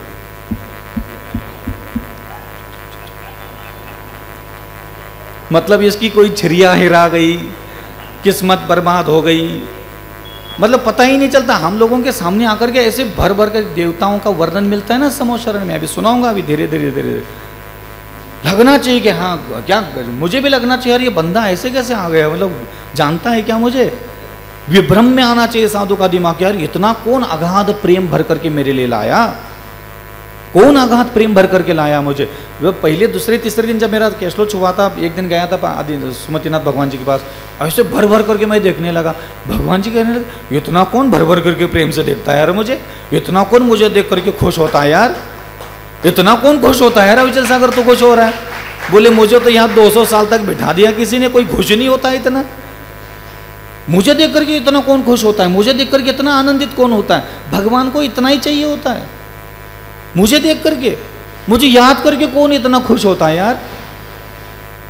सत्वेषु मैत्रीम गुणीषु प्रमोदम। और अविचल सागर इतनी बड़ी जिंदगी जिएगा, यहाँ सिर्फ सात्विक स्वभाव के लोग ही है ऐसा नहीं है, यहाँ सिर्फ गुणी पुरुष ही है ऐसा नहीं है, यहाँ और भी तरबूज काटने वाले भी लोग बैठे। सत्वेषु मैत्रीम गुणीषु प्रमोदम क्लिष्टेषु जीवेषु कृपा परत्वम। अविचल सागर तुम्हारी 80 साल 82 साल की जिंदगी है तो ध्यान रखना, सात्विक लोग भी मिलेंगे, गुणी पुरुष भी मिलेंगे तेरी जीवन यात्रा में। तुम्हें सिर्फ उनको पहचानना है, पहचान करके उनके साथ वैसा व्यवहार करना है। तीसरी बात मैं बता रहा हूँ, अपने आसपास कई सारे मनुष्य, कई सारे पशु पक्षी, कई सारे ऐसे जीव जंतु होंगे जो कर्म से सताए होंगे, कर्म से पीड़ित होंगे, दरिद्री होंगे, नाना प्रकार की यातनाओं से, आदियों से, व्याधियों से, कष्टों से, अपने मन की पीड़ा, वाणी की पीड़ा, इंद्रियों की पीड़ा, नाना प्रकार के संसार के दुखों से त्रस्त होंगे, दुर्बुद्धि धारक होंगे, अज्ञानी होंगे, मलिन चित्त वाले होंगे। और ध्यान रखना, तुम्हें उनकी घृणा नहीं करने, निंदा नहीं करने, धुतकारना नहीं, आलोचना नहीं करना, बुराई नहीं करना। तुम्हारे आसपास जब भी कोई दुखी जीव मिले, संकट में फंसा हुआ जीव मिले, मैं जानता हूं अविचल सागर तेरे पास कोई रिद्धि नहीं है, सिद्धि नहीं है, मंत्र सिद्ध नहीं है, स्तोत्र सिद्ध नहीं है, कोई बात नहीं है अविचल सागर, चिंता मत करो। तुम क्या करना, क्लिष्टेषु जीवेषु कृपा परत्वम। तुम कृपा करना, दया से देखना, दया से बात करना, दया से स्पर्श करना, दया से ही सोचना। ठीक है अविचल सागर, ऐसा नहीं है कि दुखी देख करके धुतकार लिया, आंखों में क्रोधाग्नि नहीं, नफरत द्वेष, उनके दोष नहीं, दोष नहीं देखना। कई लोगों को होता है, अरे भिखारी है 10 रुपए देता है, दारू पीता है, तुम इसके दोष मत देखो, तुम बस पीड़ा देखो। तुम्हें कोई लेना देना नहीं उसके अंदर कितने दोष और कितने सदोष है देखने की। तो जिनेंद्र भगवान कहते हैं अविचल सागर, जन्म से लेकर के 82-80 साल तक तेरी जिंदगी है, तेरे अगल बगल में बहुत दुखी जीव मिलेंगे, और तेरे से जितना बनता है, जैसे बनता है, अपने दिमाग का इस्तेमाल, आँखों का इस्तेमाल, वाणी का इस्तेमाल, कान का इस्तेमाल, हाथ पैर का इस्तेमाल सिर्फ उनके ऊपर दया करने के लिए करना। उनमें 1000 प्रकार की कमियां खामियां हो, उसकी तरफ मत देखना, सिर्फ उनकी पीड़ा को देख करके तुम अपने हृदय को, अपनी वाणी को, अपनी आँखों को करुणा से भर देना। तुम्हारी करुणा से हो सकता है उसको तेरी साधना का, तेरी तपस्या का कुछ अंश लग जाए, हो सकता है उसका कल्याण मंगल उद्धार हो जाए। लेकिन ध्यान रखना अविचल सागर, घृणा, निंदा, आलोचना, बुराइयां ऐसे पीड़ित जीवों की बिल्कुल भी नहीं करना। और भगवान आगे क्या कहते हैं, माध्यस्थ भावम विपरीत वृत्तो। अविचल सागर तेरे अगल बगल में क्रोध, मान, माया, लोभ, चुगली, निंदा, आलोचना, घृणा, बुराइयां, नफरत, द्वेष, एक दूसरों के प्रति बुरी हरकतें करने के स्वभाव के लोग मिलेंगे, और तेरे पूर्व जन्म के वैरी भी तुझे मिलेंगे तेरे जीवन यात्रा में, और तेरे साथ वह आकर के वैसा व्यवहार करेंगे जो तुझे पसंद नहीं है। तो जब जब तू जिस गांव में, जिस नगर में, जिस देश में जहां भी बैठा होगा, और तुझे जो जो पसंद नहीं है वही हरकत अगर कोई तेरे साथ करने लग जाए, तू बता अविचल सागर उस समय तू क्या करिएगा। क्रोध नहीं करना, घृणा नहीं करना, चुगली नहीं करना, कठोर शब्द नहीं बोलना, उग्र वचन नहीं बोलना, अपमान अनादर नहीं करना, उसका विरोध नहीं करना, प्रतिक्रिया नहीं देना, वैरी मत समझना, उग्र मत होना, अशांत मत होना। जैसे ही तुझे खबर लगे, चाहे तेरी आंखों के सामने, तेरे कानों से सुनने को मिले, चाहे तेरे सामने कुछ भी उटपटांग हरकत होने लग जाए, तुम एक काम करना, माध्यस्थ भावम। तुम अपने हृदय में अपने मन को कहना, चुप बैठ जा यहाँ अविचल सागर, ये सब तेरे पूर्व जन्म के वैरी आकर के तेरी निंदा, आलोचना, घृणा, नफरत, द्वेष किए जा रहे, उनको इस बार कर लेने दो। अगर तुझे ये वैरी अगले जन्म में साथ चाहिए, तू उनके साथ भिड़ जाना। अगर तुझे लगता है कि ये वैरी तुझे अगले जन्म में साथ नहीं चाहिए, तू यहाँ उनके द्वारा दी हुई तकलीफ को अंतिम तकलीफ समझ करके माध्यस्थ भाव बैठ जाना। तो अगले जन्म जन्मांतर में वह जीव तुझे कष्ट देने के लिए तेरे सामने उपस्थित नहीं होगा। तो जिनेंद्र भगवान कहते हैं कि तुम्हें जीवन से लेकर के मृत्यु तक की जो जीवन यात्रा है, इसमें 4 स्वभाव के जीव मिलेंगे। सात्विक लोग तेरे जीवन में आएंगे, गुणी पुरुष भी तेरे आसपास होंगे, दुखी लोग भी तेरे जीवन में आसपास मिलेंगे, और उठपटांग हरकत करने वाले लोग भी तेरे जीवन में मिलेंगे अविचल सागर। और ये ऐसा नहीं ध्यान रखना कि मेरे जीवन में मिलेंगे, ये सब के लिए नियम लागू है। कोई भी व्यक्ति आंख बंद करके बैठे तो ये 4 स्वभाव के लोगों से भरा हुआ संसार है। तुम किसी की शिकायत नहीं कर सकते कि जे ऐसा, जे जैसा, जे जैसा। भगवान कहते हैं कि अविचल सागर, जिस भी स्वभाव का लोग तेरे निकट आ जाए उनकी शिकायतें मत करो। मैं तुझे आज आज्ञा दे रहा हूँ कि तुम्हारे आसपास ये 4 स्वभाव के लोग आएंगे। सात्विक लोग आएंगे, गुणी पुरुष आएंगे, दुखी लोग आएंगे, उठपटांग हरकत करने वाले लोग आएंगे, और तुम उनके साथ कैसा व्यवहार करोगे ये भी मैं तुझे बता रहा हूँ। अगर तुम अपनी रक्षा चाहते हो, कल्याण चाहते हो, मंगल चाहते हो, हित चाहते हो, जन्म जन्मांतर में तुम सुख शांति वैभव और संपदाओं का अगर लबालब भरा हुआ तालाब भर करके पीना चाहते हो, तो तुम्हें अपने हृदय में ये 4 स्वभाव की तरफ ध्यान देना चाहिए। तुम चाहे मुनि बनो, चाहे गृहस्थ बनो, अविचल सागर ध्यान रखना, तेरे आसपास इसी 4 बुद्धि के लोग भरे पड़े मिलेंगे, और तुम्हारे अंदर भी 4 स्वभाव बनाना है। कौन सा? सात्विक व्यक्ति दिखा नहीं, मित्रता स्थापित कर लिया। गुणी पुरुष अनुव्रत और महाव्रत व्यक्ति दिखा नहीं, हर्ष, प्रमोद भाव, आनंद भाव, प्रसन्न भाव हृदय में उरंत चेक करना चालू करो। भाई महाराज जी दिख गई, मेरे कलेजे में खुशियां आई नहीं, क्या बात है, मेरा कलेजा है कहाँ आई है। अगर कोई साधु सामने दिखे, आरी का चुल्लक चुल्ली का सामने उपस्थित, और तुम्हारे हृदय में आनंद नहीं आ रहा है, तो तुम खुद को 2-4 गालियां दे देना। क्या बात है यार, गुणी पुरुष मेरे सामने उपस्थित है, मेरे प्रभु, मेरे गुरु, और मेरे हृदय में कुछ हो ही नहीं रहा है, ऐसे कैसे यार, ऐसे कैसे चलेगा? हाँ हाँ, ऐसे ऐसे मार दे, नहीं है तो फिर हमसे को हम मार दे, हम तो कूट दे पकड़ पकड़ करके, मार ना दे। इसलिए ध्यान रखना, नाना प्रकार के व्रतों से सुशोभित होना अपनी जगह अच्छी बात हो सकती है, लेकिन नाना स्वभाव के लोगों के बीच में हमें जीवन से लेकर के मृत्यु तक की यात्रा कैसी पूरी करना है। और संसार में सबसे दुर्गुण, मैं कई बार इस बात को हमेशा कई लोगों के सामने प्रस्तुत करता हूं, शिकायत करने की आदत।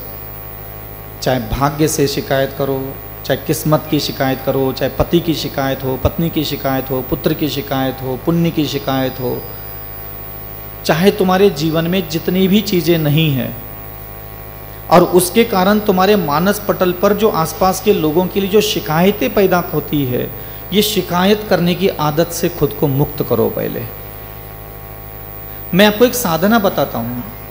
सारे पापों को भले ही अनंत लोग करते होंगे, अनंत जीव पाप कर रहे होंगे, आपको पता ही है अनंत जीव 5 पाप करते क्यों हैं? ये 5 पाप कौन करवाता है? शिकायत करने की आदत। हमारे दिमाग में सबसे बड़ी बीमारी, सबसे बड़ा दुर्गुण, सबसे घोर अधर्म अगर कुछ बुद्धि में पनपता है, शिकायत करने की आदत। हमारे पास शिकायत बहुत भरी पड़ी, माँ के लिए, बाप के लिए, भाई के लिए, बहन के लिए, पति के लिए, पत्नी के लिए, गुरु के लिए, सुधा सागर जी के लिए, विद्यासागर जी के लिए, भगवान के लिए, मंत्र के लिए, स्तोत्र के लिए। तुम्हारी दिमाग में जो कुछ भी है सबके लिए शिकायतें भरी पड़ी है। आपको पता भी है ये शिकायतें इतनी भरी पड़ी है आपके दिमाग में। अब आज का एक दिन है, ठीक है, 2 दिन, 3 दिन, 3 दिन जी के देख लो, एक दिन में ज़्यादा समझ में नहीं आएगा। आपको 3 दिन तक ना खुद के दिमाग पर नज़र रखना है, और ये नज़र रखना है कि वो किसी की भी शिकायत ना करे। बस बिना शिकायत किए 3 दिन निकाल के देख लो, कोई शिकायत नहीं। ग्राहक आया नहीं आया तो कोई किस्मत की शिकायत नहीं। समझ में आ रहा है? कोई गाली दे रहा है, निंदा कर रहा है, आलोचना कर रहा है, ताना मर रहा है, कोई शिकायत नहीं। जो चाहिए था वो सब्जी नहीं मिली, कोई शिकायत नहीं। जो हाथ में आ रहा है वही खा लिया, जो थाली में परोस रहा है वही खा लिया, कोई शिकायत नहीं। क्या अच्छा था क्या बुरा था, कोई शिकायत नहीं। समझ में आ रहा है कुछ कह रहा हूं? आप 3 दिन तक बिना शिकायत किए अपनी घर गृहस्थी चला के देखा, कोई शिकायत नहीं। घर में दूध का लोटा किसी ने गिरा दिया, कोई शिकायत नहीं। घी का डिब्बा गिरा दिया, कोई शिकायत नहीं। खाना कपड़ा लत्ता सोना चांदी कुछ भी हो जाए, घर आग लग जाए, कोई शिकायत नहीं। किसी से कोई शिकायत नहीं हमारी। आप शिकायत के बिना थोड़ा जीना सीख लो, ये दिमाग ठंडा रहने लग जाता है। ये दिमाग ठंडा रहता है, कलेजा शांत रहता है। दूसरे लोग तुझे अशांत कर रहे हैं ऐसा तुझे लगता है, मैं माँ की वजह से, बाप की वजह से, भाई की वजह से, पत्नी की वजह से, इसकी वजह से मैं बहुत परेशान रहता हूँ महाराज, क्या बताऊँ, दिमाग फटा जाता है मेरा तो, सिरदर्द हटता ही नहीं है। हकीकत में दूसरे लोग तुझे परेशान नहीं कर रहे होते, तुझे खुद को दूसरों की शिकायत है, इसलिए तुम परेशान हो। अब बताओ, मैं यहां बैठ गया, मेरी साधना का सबसे बड़ी साधना होती है कि मैं किसी भी नगर में जाता हूं, अध्यक्ष की शिकायत नहीं, मंत्री की शिकायत नहीं, हेमंत की शिकायत नहीं, विपिन की शिकायत नहीं। ये जो चाहे नटोरे भटोरे सेवा दे नहीं दे, पाटा दे नहीं दे, सम्मान दे नहीं दे, आ जाए नहीं आ जाए, चक्कर काटे नहीं काटे, मुझे कोई किसी से शिकायत ही नहीं है। बताओ मुझे कौन दुनिया का माइकेलाल परेशान करेगा? मेरी शिकायत करने की आदत के कारण अध्यक्ष गलत, महामंत्री गलत, कमेटी गलत, समाज गलत, सब गलत। समझ में आ रहा है? और मेरी शिकायत करने की आदत के कारण फिर वो गलती भी ढूंढ करके दिमाग जल्दी निकाल लेता है। अध्यक्ष तो आया ही नहीं, बैठा ही नहीं, हेमंत तो पूछता ही नहीं, ये नहीं आता, वो नहीं करता, ऐसा नहीं होता, वैसा नहीं होता, मंच ऐसा थोड़ी होता है, ये ऐसा थोड़ी होता है, पाटा ऐसा थोड़ी लगता है, ये ऐसा थोड़ी लगता है। अगर मेरे अंदर शिकायत करने की आदत है तभी मैं दूसरों के दोष देखूंगा। दूसरों के दोष देखना, दूसरों की बुरी आदत, बुरे स्वभाव का असर हमारे ऊपर तभी होगा जब हमारे अंदर शिकायत करने की आदत पनपती है, तभी जाकर के दूसरों की कमियां खामियां दिखती है, नहीं तो सब दिखना बंद हो जाता है। किसी से कोई शिकायत नहीं, बिना शिकायत के जीवन की कल्पना करो ना। मुझे किसी से कोई शिकायत ही नहीं रखना है, मार दे, पीट दे, गाली दे दे, निंदा करे, आलोचना कर दे, खाना दे नहीं दे, कुछ भी करे, भाई मेरी कोई शिकायत ही नहीं किसी से। काहे शिकायत करूं मैं? मुझे नहीं करना शिकायत है। और ये शिकायत नहीं करना ही वास्तविकता में सच्ची साधना होती है। माता सीता को कहा कि भाई आग में कूद जाओ, कोई शिकायत नहीं राम भगवान से। गर्भवती अवस्था में जंगल में छोड़ दिया, कोई राम से शिकायत नहीं। पढ़ लो पुराण ग्रंथ। बाप ने आकर के मैना सुंदरी को बोला तेरे ब्याह में कर रहा हूं कोड़ी के साथ, कोई शिकायत नहीं। रामचंद्र जी को कैकेयी ने बोला भाई जाओ कल सुबह राज्याभिषेक है, राज छोड़ के चले जाओ, कोई शिकायत नहीं की। इस पूरे ब्रह्मांड में महापुरुषों का जो निर्माण हुआ है, महाचरित्र निर्माण हुआ है, वो कोई ऐसे तपस्या करने से नहीं। तपस्या है क्या? कोई शिकायत नहीं। बामी कमर तक चढ़ गई, कोई शिकायत नहीं। बेलकंजे तक चढ़ गई, कोई शिकायत नहीं। पांचों पांडवों पर उपसर्ग हो रहे, कोई शिकायत नहीं। पार्श्वनाथ भगवान पर 7 दिन तक पत्थर मारे जा रहे, कोई शिकायत नहीं। महाराज बच्चन हम तो ध्यान में बैठे, हम तो साधना में बैठे, हम तो महाराज हम तो कुछ कर ही नहीं रहते, पता नहीं वो कमटा करके पत्थर मार गए। कहीं आजकल के महाराज तो क्षेत्र छोड़ करके भाग जाते हैं। बोले तुम्हें क्या लेने देना दुनिया से? क्या कमेटी की शिकायत? क्या तुम्हें सेवा नहीं मिली? क्या सुविधा नहीं मिली? क्यों चाहिए तुम्हें सुविधा दिगंबर साधु बनने के बाद? जब तुम्हें संसार की शिकायत है, कमेटी की शिकायत है, क्षेत्र की शिकायत है, ध्यान रखना जब तक तुम्हारे हृदय में आसपास के एक भी इंसान के लिए शिकायत है तब तक तुम संसार में हो। चाहे भगवान बाहुबली भी, जिसका बाप भगवान था, उस बाहुबली के दिमाग में अपने भाई के लिए शिकायत थी। जब तक भाई जाकर के वहां नमस्कार करके विनय करके माफी नहीं मांगा तब जाकर के उसके कलेजे को ठंडक मिल गई, शिकायत ठंडी हो गई, तब जाकर के केवल ज्ञान हुआ। अब तुम सोच लो, ये तो मंत्र पढ़ रहा है, कर्म काट रहा है, ये तरह की धुनी लगाओ, उधर की धुनी लगाओ, सुबह शाम तो पक्का नियम हमारा भक्तांबर पढ़, तू पढ़ ले, तेरी मताई पढ़ ले, मताई की मताई पढ़ ले। शिकायतों से भरा हुआ दिमाग तेरा, पति ऐसा, पत्नी ऐसी, बच्चे ऐसे, किस्मत ऐसी, घर ऐसा, मकान ऐसा, कपड़े ऐसे, सोना चांदी ऐसा, जूते चप्पल ऐसे, तुम्हें जो मिला है उसी की शिकायत। और पूरी जिंदगी मैना सुंदरी जब तक कितने साल तक उस कूड़ी के साथ रही, बिना शिकायत के रही। और जो आदमी बिना शिकायत के कहीं भी जिंदा रहना सीख लेता है, वास्तविकता में उसी को कहते हैं माध्यस्थ भाव, उसी को कहते हैं ईश्वर अनुकंपा। जी लो ना, एक जिंदगी मिली है, मरना पक्का है, मरना पक्का है, जिंदगी मिली है, बिना शिकायतें जी ले। मैं किसी भी गांव में जाता हूं, किसी भी नगर में जाता हूं, कोई शिकायत ही नहीं करता, तू हेमंत ऐसा, विपिन ऐसा, अध्यक्ष ऐसा, मंत्री ऐसा, समाज ऐसा, ऐसा नहीं होना चाहिए, ऐसा होना चाहिए। अरे मुझे शिकायत ही नहीं तो मैं क्यों बताऊं ऐसा नहीं ऐसा होना चाहिए। तुम जो हो, तुम जो भी हो, मुझे तुमसे शिकायत नहीं है।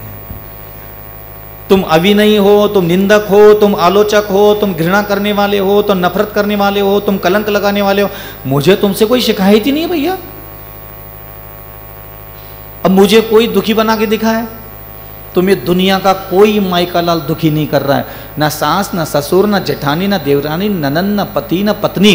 तुम्हारे अंदर शिकायत करने की बीमारी जब तक जिंदा रहेगी, तब तक तुम्हें आसपास का हर इंसान ऐसा ही लगेगा जैसे तेरे जीवन में जहर घोल रहा हो। मैं सही कह रहा हूं। जब तक मेरे अंदर शिकायत करने की बीमारी जागृत थी ना, कह रहे तो आया ही नहीं कल विपिन, बैठा ही नहीं, दिखता ही नहीं, मुनि सेवा नहीं करता, काय के लिए पद लिखकर बैठा है तुम, शिकायतें चालू। लगता है कि मैं सच बोल रहा हूं, लेकिन हकीकत में दूसरों की सच्चाई बोलना भी ज्यादा जरूरी नहीं होता जितना ये समझना जरूरी होता है कि अविचल सागर तेरे अंदर शिकायत करने की बीमारी को ज्यादा ही है। अभी किसी भी भाई को बिठा दो, उसके सास ऐसी, ससुर ऐसा, जेठानी ऐसी, ननंद ऐसा, ऐसा ऐसा ऐसा ऐसा,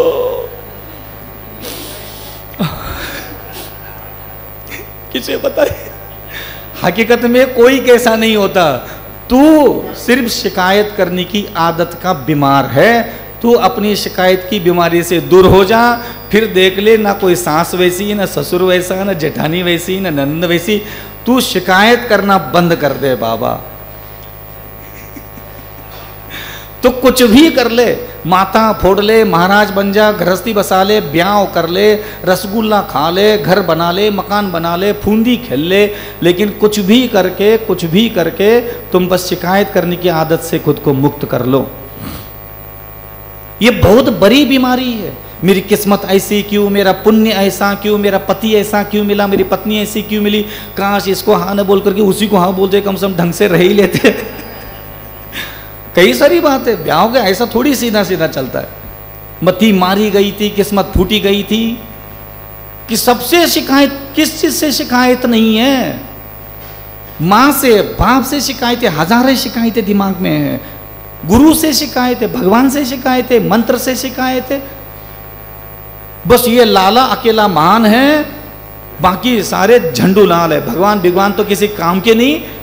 इतना दुख बोलते हुए कोई, भगवान से भी शिकायत है, हम इतना बोलते, इतना पूजा करते, कुछ होता ही नहीं, उससे शिकायत है। खुद की लुगाइयों का भला नहीं कर पाया, तेरा कौन सा खून का रिश्ता है रे? हाँ, खुद की औलाद खून की, भगवान बाहुबली वहां खड़ा था, वो आदिनाथ भगवान जिंदा था, बाहुबली भगवान भी वहां जिंदा था, वो खुद की औलाद का जाकर के ठीक से भला नहीं कर पाया। जब तक बाहुबली भगवान को खुद अपनी शिकायत करने की आदत से बाहर नहीं निकला, तब तक खुद का लाला का भला नहीं हुआ। तुम कौन से भगवान भरोसे उचक रहे हो, इतना एड़ी उचक के चल रहे हो? तुम्हारे कौन से खून के रिश्ते लगते हैं वहां? भगवान भगवान भगवान, ज्यादा भगवान भगवान नहीं। ये शिकायत कौन कौन नहीं करेगा बताओ? अगले 3 दिन तक बिना शिकायत किए घर गृहस्थी चलाओ, और शिकायत हो गई तो अविचल सागर जी को आकर के 100 रुपए दे देना। तो दिन में 2000 तो इकट्ठा होंगे पक्का, एक एक व्यक्ति से 2-2 हजार तो पक्का इकट्ठा हो जाएंगे। कोई शिकायत नहीं, कुछ भी हो जाए तुम्हारे आसपास, एक बार बिना शिकायत किए जीवन जी के देख लो, तुम्हारा कुछ नहीं खोया। तुमने पूरी जिंदगी पाया तो कुछ है ही नहीं। शिकायत कर करके खुद की आत्मा में पाप कितना इकट्ठा किया, शिकायत कर करके कितने तुम्हारे खुद के सगे रिश्ते तुमने बिगाड़ दिए, पाप इकट्ठा किया, वैरी पैदा किए, अशुभ कर्म किए तुमने। सारा मनुष्य जीवन मिलने के बाद भी मिट्टी मिट्टी मिट्टी मिट्टी सा लगता है, सार सा नहीं लगता, उसके पीछे कोई पाप नहीं है। तुम्हारे जैसे पाप भी हुए होंगे ना, ये तभी होता है जब तुम किसी से शिकायत रखते हो अपने दिमाग में। पत्नी से शिकायत हो तब जाकर के आदमी बाहर पाप करता है, बाप से माँ बाप से शिकायत हो, किस्मत से शिकायत हो तब आदमी चोरी चपाटी करता है। दुनिया के सारे पाप करने का अगर कोई पैदा करने के लिए बीज है ना, ये पांचों पापों को, सारी कषायों को पैदा करने वाली बीज है ये शिकायत करने की आदत। ये बहुत बुरा स्वभाव सबके अंदर होता है। मेरे से भी शिकायत, अभी मैं यहां बैठ करके किसी की आरती उतार दो, समझ रहे हो क्या आरती उतारना? बाहर जाकर के उससे 10 मिनट बात करना खड़े खड़े अभी 2-4 मान लो किसी से कठोर वचन बोल दो धर्म सभा में, फिर आप 2-4 लोग ना उसको बाहर गेट के बाहर मिल लेना, कहा बच्चा कहाँ होगा, तो अरे कच्चू नहीं महाराज ऐसे होत का, शिकायत चालू। मूलाचार में जे लिखो का, मूलाचार में ऐसा लिखो का, महाराज की भाषा समिति महाराज का ऐसा होता है, काय के मोक्ष मार्ग कछु नहीं, साधु संत तो हमने बहुत देख लिए, जो महाराज तो हमसे अच्छा लोगो, जो कहीं महाराज हो का बोले वो महाराज ही अच्छा है। अब ऐसा मत समझना कि तुमने जिस महाराज को अच्छा बोला, वो महाराज भी जिस दिन गलती से खुदा ना खास्ता तुम्हें 2-4 शब्द बोल ले, अरे यार इसे तो अविचल सागर ही अच्छा हो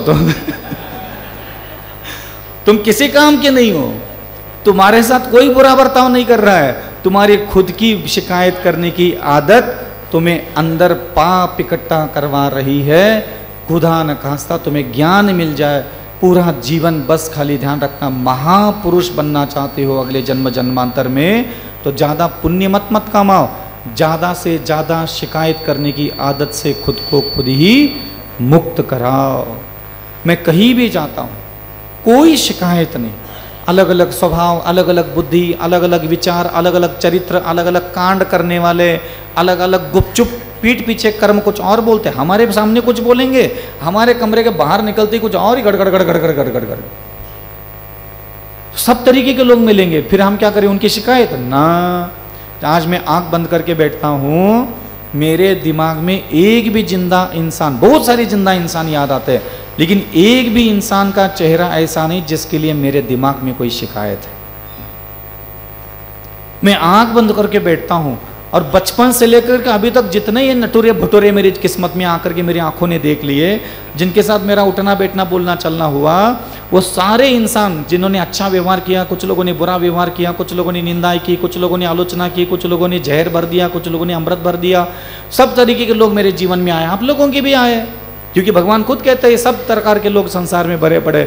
और मैंने ये साधना की कि मैं आंख बंद करके बैठ जाऊं अविचल सागर, और पूरे जीवन भर जितने इंसानों से मेरा उठना बैठना बोलना चलना हुआ, वो कोई भी इंसान मेरे दिमाग में याद आए तो मेरे हृदय में उसके लिए कोई शिकायत नहीं होना चाहिए।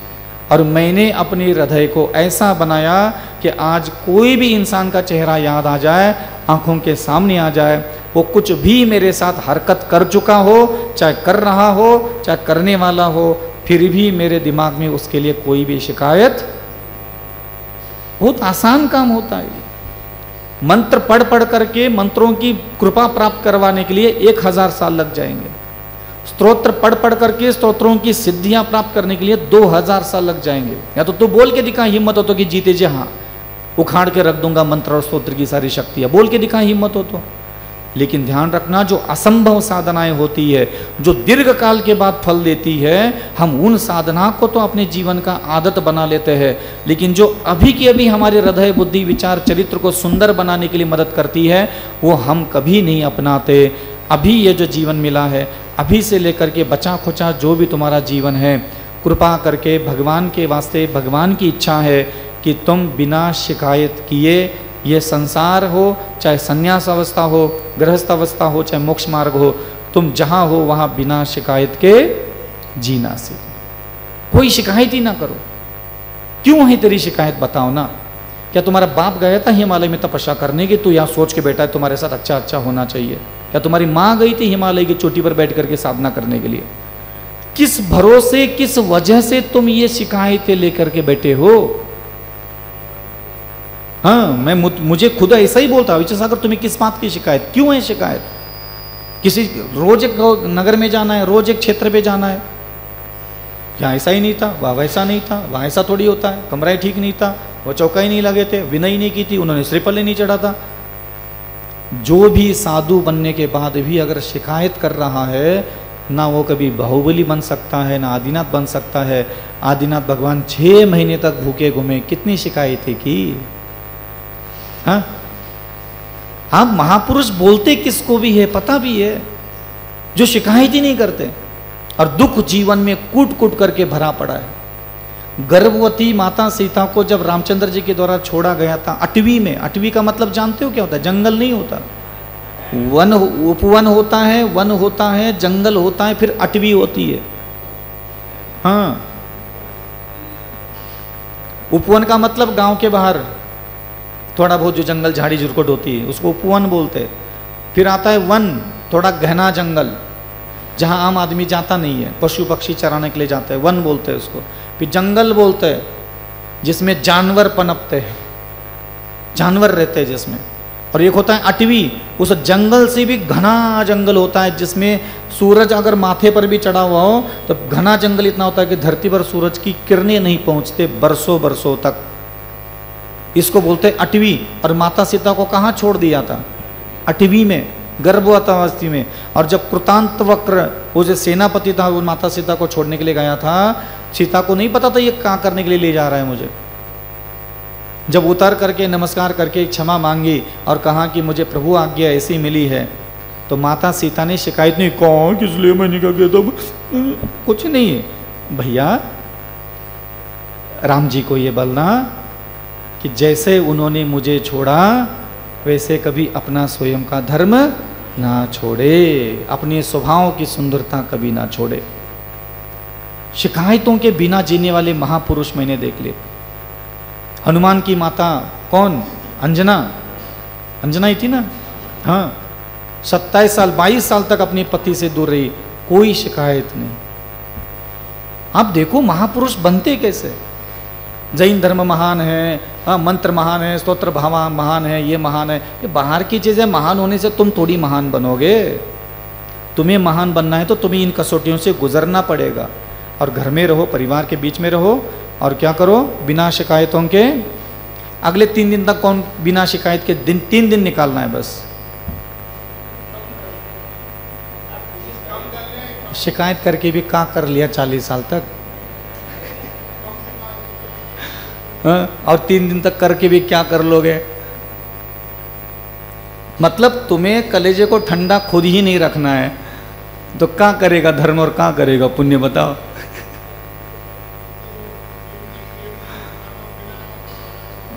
ऐसा लगता है कि महिला ज़्यादा शिकायत करती है, सबसे ज़्यादा शिकायत तो पुरुष लोग करते हैं।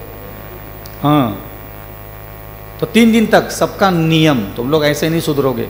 जितने मेरी आवाज़ सुन रहे हैं सबका 3 दिन के लिए नियम, कोई शिकायत नहीं। आज कितनी तारीख है? 13, 14, 15 तारीख तक या कोई भी बैठने वाली बाई किसी चीज़ की कोई शिकायत नहीं करोगे। बच्चा पढ़ नहीं रहा हूँ, जे नहीं कर रहा हूँ, टीवी चल रही कहीं नहीं, इधर उधर ज्ञान मत बांटना किसी को। सबसे पहले देखना कहीं शिकायत तो नहीं कर रही हो, बस शिकायत नहीं करना। बस 3 दिन तक करके देख लो। अहिंसा परमो धर्म की जय। श्री विद्यासागर जी मुनि महाराज की जय।